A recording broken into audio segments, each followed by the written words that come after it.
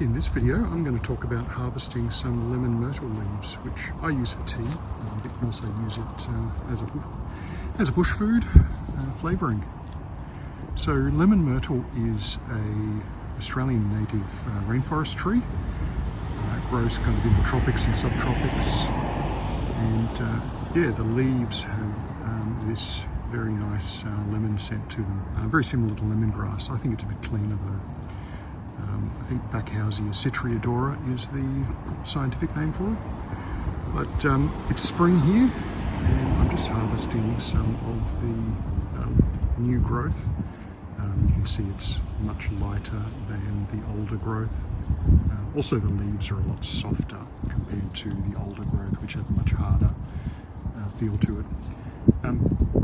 The new leaves just, I found, taste better. Tea, as I said, tea's where I mostly use this, but you can also use it in cooking. So yeah, what I do is I just pluck off this new growth. I've been harvesting this for a couple of weeks now, so you don't have too many extended shoots of long new growth. If you can, I found, like, if you can snap off an entire leaflet with the new growth, it actually dries a lot nicer doing it that way. But of course, you've got to have the large amount of new growth. But yeah, that's what I do for harvesting. I won't spend too much time harvesting this on video because it's not that interesting. But you're collecting up all of this new growth.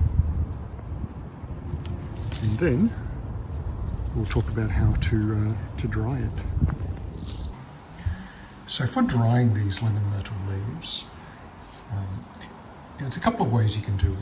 First one is you can just grab the loose leaves and pop them into, say, a colander, something like that.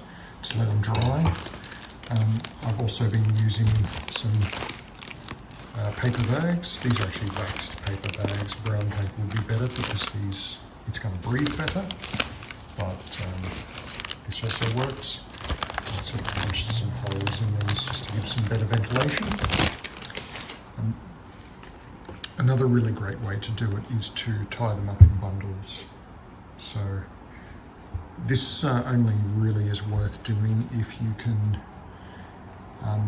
pick kind of stems with a decent amount of leaves on them, tie them up into bundles, and then just hang them upside down. That's the best results I've got. They dry quite quickly, and they tend to dry. They maintain their shape and colour quite well. Compared that to some of this other stuff that I've dried. So this is stuff that's been drying for a week. And as you can see, a lot of this leaves kind of curl up and go a bit brown. They're still fine, but they're not quite as good. You'll notice in this bunch here, we've got a couple that have sort of kept their colour and shape. They're actually older, more mature leaves, which probably aren't quite so good for tea, but they're okay. So yeah, you can absolutely dry them that way. It's not as good as bunches like that. This is the same way you would dry rosemary or lavender. Just hang it upside down. But yeah, this absolutely does work. So this stuff here I've been drying for 7 days now. Just some interesting stats about the yield. So in this batch, I harvested, when I first harvested the leaves, they were 270 grams fresh off the tree. Now after a week, that lot is down to about 74 grams.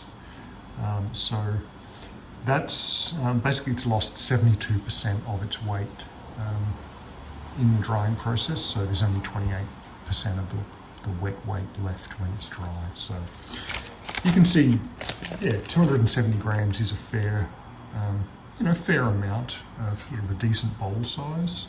but it does dry down to quite a small amount. So you can see why this does cost a fair bit. I think it's somewhere like T2, a 50 gram packet of this is something like $40, so it is fairly expensive. So if you can harvest it yourself, you do save a fair bit of money. So that's how you go about drying this. Now that this is dry, I might leave it for another day or two just to make sure it's really dry.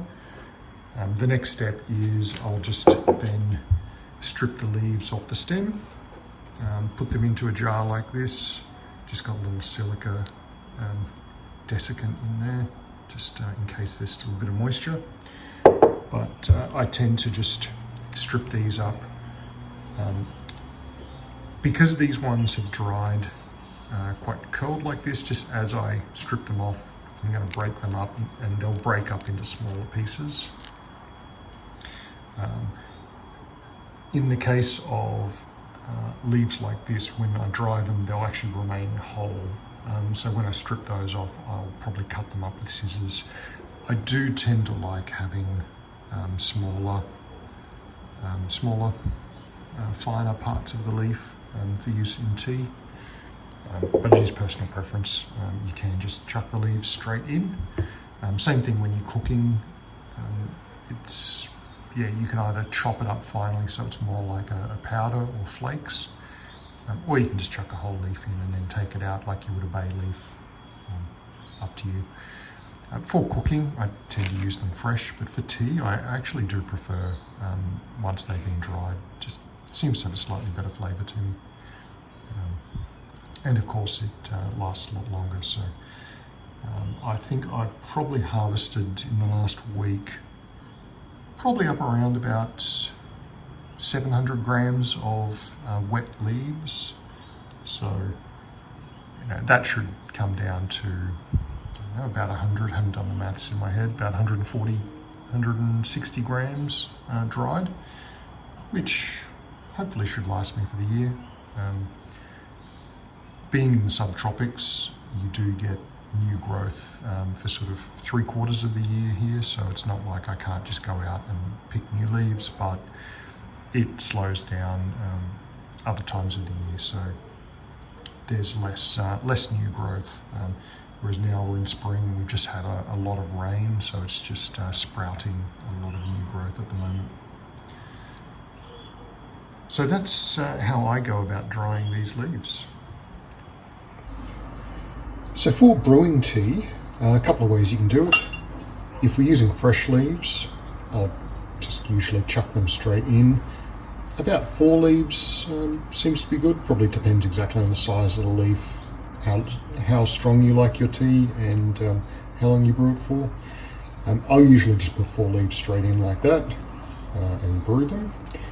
Using the dried leaves, I usually just put a few good pinches, probably about a teaspoon worth of finely cut up leaves. So I'll probably put a couple of pinches like that. I like these stainless steel tea strainers. If you don't mind dealing with pieces of tea leaf in your drink, you can just pour it straight in, but I usually use a tea strainer. Boiling water, 100 degrees Celsius, and I usually brew that for probably 3 to 5 minutes, just depending on how strong I want it. Usually I don't so much time it, rather I just watch the colour of it. You can see that's already starting to colour the water, but you get a nice rich colour to it. You get a feel for how strong you want it. Adding some cinnamon in is really good, particularly in winter. So I'd usually just break up a few pieces of cinnamon. A little bit like that, chuck it in, maybe a little bit more, depending how you want. Just gives a really nice cinnamon aroma. And that's great. You can flavour it with a bit of honey if you like, or licorice root I've found is another one that's really good for sweetening up the tea. If you like that, just get some licorice root, chop it up finely, chuck it in, and it adds a lot of sweetness to it. But there we go, that's how I make harvest and make lemon myrtle tea. So thanks very much for watching.